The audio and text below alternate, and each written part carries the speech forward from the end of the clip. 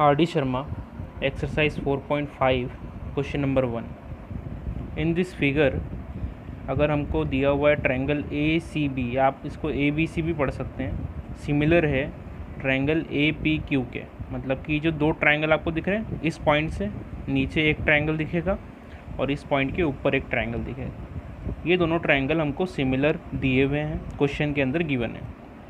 अब हमको कुछ लेंथ भी दी हुई है, जैसे कि ए पी 2.8 सेंटीमीटर है, पी क्यू 4 सेंटीमीटर है, ए बी 6.5 सेंटीमीटर है, बी सी 8 सेंटीमीटर है। तो हमको क्या क्या निकालना है, ए सी और ए क्यू। अब देखिए, हमने थ्योरी क्लास में ये पढ़ा हुआ है कि अगर कोई दो ट्रायंगल सिमिलर हैं तो उनकी लेंथ जो होती है, ये जो साइड की लेंथ हमको दी हुई है, इनके रेशो भी सिमिलर होते हैं, मतलब कि एक जैसे होते हैं। तो आप इस साइड को ले लें और इस साइड को ले लें, इसको डिवाइड करें तो जो रेशो आएगा वो किसके बराबर आएगा, ए C upon A P K, और वही ratio B C upon P Q के भी बराबर आएगा। ये चीज़ आपको क्लियर होना चाहिए। ये थ्योरी क्लास में हम पढ़ चुके हैं, इसलिए मैं आपको वापस यहाँ पर याद दिला रहा हूँ।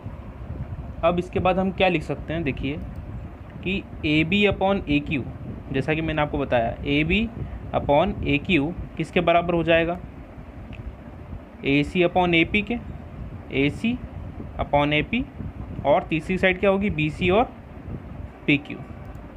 तो बी सी और पी क्यू आ गया। क्लियर है। अब देखो हमको क्या निकालना है, हमको निकालना है ए क्यू और ए सी।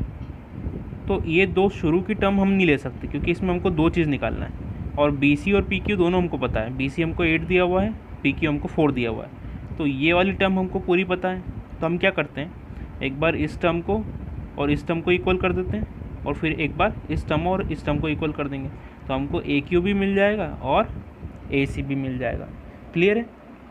तो देखिए हम क्या करते हैं, ए बी हमको कितना दिया हुआ है, 6.5, और ए क्यू हमको निकालना है। तो हम लिखते हैं 6.5 upon A Q is equal to ये साइड बी सी कितना है 8, पी क्यू कितना है 4, मतलब कि 8 अपॉन 4 आएगा। तो हमने लिख दिया 8 अपॉन 4।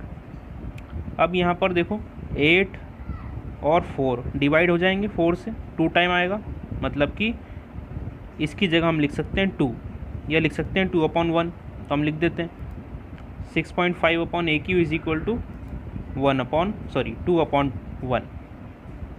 अब हम क्या करते हैं, हमको निकालना है ए क्यू है, तो हम इसको पलट देते हैं, मतलब कि ए क्यू ऊपर भेज देते हैं और 6.5 नीचे भेज देंगे। तो ये वाली साइड भी आपको पलटना पड़ेगी, मतलब कि 1 को ऊपर भेजना पड़ेगा और 2 को नीचे, इसलिए मैंने इसको 2 अपॉन 1 लिखा है। 2 भी लिख सकता था, लेकिन क्योंकि मैं इसको रेसिप्रोकल करने वाला था, इसीलिए मैंने इसको अपॉन में 1 भी लिखा। तो अब क्या होगा, ए क्यू अपॉन 6.5 हो जाएगा, लेकिन यहाँ पर भी क्या होगा, रेसिप्रोकल 1 ऊपर आ जाएगा, 2 नीचे चला जाएगा, तो 1 अपॉन 2 आ जाएगा। क्लियर है। अब यहाँ पर अपॉन में है 6.5, इसको हम भेज देंगे 1 के मल्टीप्लाई में, तो यहाँ पर हो जाएगा 6.5 अपॉन 2। तो ए क्यू की वैल्यू हो गई, A Q is equal to 6.5 upon 2। अब हम इसको डिवाइड कर देते हैं। जब हम इसको डिवाइड करेंगे तो यहाँ पर आ जाएगा 3.25, मतलब कि ए क्यू की वैल्यू आ जाएगी 3.25 सेंटीमीटर। तो एक वैल्यू तो हमारी आ गई कि ए क्यू हमारा हो गया 3.25 सेंटीमीटर। अब हमको क्या निकालना है, ये चीज़ हमको मालूम पड़ गई। अब हमको ए सी और निकालना है। दूसरी बार हमने क्या बोला था कि हम रखेंगे A C upon A P बराबर B C upon P Q, तो हम ये रख देते हैं। तो A C upon A P is equal to B C upon P Q. A C हमको निकालना है, ए पी हमको पता है, ए पी कितना है, यहाँ पर ये रहा 2.8, तो हमने लिख दिया A C upon 2.8 is equal to B C upon P Q. तो बी सी कहाँ गया, ये रहा 8 अपॉन 4, तो ये जाएगा 8 अपॉन 4। ठीक, फिर से क्या होगा, यहाँ पर 2 आ जाएगा, और ये 2.8 को हम राइट साइड भेज देंगे तो हो जाएगा मल्टीप्लाई में। तो हम क्या लिख सकते हैं, A C is equal to 2.8 multiplied by 2, ये मल्टीप्लाइड का साइन है, ठीक है ना। तो 2.8 मल्टीप्लाइड बाई 2, जब हम मल्टीप्लाई करेंगे तो कितना आ जाएगा 5.6। तो ए सी बराबर क्या हो जाएगा 5.6 सेंटीमीटर। तो हमने दोनों चीज़ निकाल ली। ए क्यू हमको निकल में आ गया है 3.25 सेंटीमीटर और ए सी हमको आ गया है 5.6 सेंटीमीटर। तो आज की वीडियो में इतना ही। अगर आपको ये वीडियो अच्छा लगा तो उसे लाइक करें, चैनल को सब्सक्राइब ज़रूर करें, जिससे हमें मोटिवेशन मिलता है और मैं आपके लिए और भी बहुत सारी आर डी शर्मा की वीडियोस बनाता रहूँगा।